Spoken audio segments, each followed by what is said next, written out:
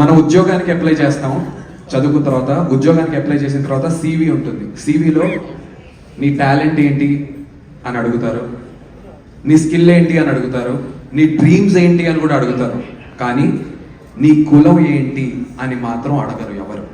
So దాన్ని బట్టి మనం తెలుసుకోవాల్సింది ఏంటి, అండ్ ఈ సినిమా ద్వారా మేము చెప్పేది ఏంటి అంటే, మన ఫ్యూచర్ మన కులం మీద బిల్డ్ అవ్వదు, మన టాలెంట్ మీద బిల్డ్ అవుతుంది మన ఫ్యూచర్. అండ్ మన సర్నేమ్ వల్ల, సర్నేమ్స్, కులాలు ఇవన్నీ మాట్లాడుకుంటూ ఉంటాం. స్పెషల్లీ సినిమా ఇండస్ట్రీ అన్నప్పుడు ఇంకా ఎక్కువ మాట్లాడుతూ ఉంటారు. సో మన సర్నేమ్ వల్ల మన టాలెంట్ ఆర్ మన పవర్ ఉండదు. మనకున్నటువంటి స్వతహాగా ఉన్న టాలెంట్ వల్ల మనకు ఒక పవర్ ఉంటుంది.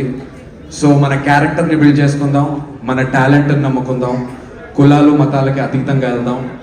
అదే ఈ సినిమా ద్వారా మేము చాలా గట్టిగా చెప్తున్నాం. అండ్ అదే విషయం నేను మీకు ఇవాళ చెప్పాలనుకున్నాను. సో ఈ సినిమా ప్రొడ్యూస్ చేసినటువంటి మా బెన్నీ గారి కులం నాకు తెలియదు, మా కెమెరామెన్ గారి కులం నాకు తెలియదు, దీన్ని డైరెక్షన్ చేసినటువంటి మా మురళి గారి కులం నాకు తెలియదు, నా కులం ఏంటో కూడా వాళ్ళకి తెలియదు.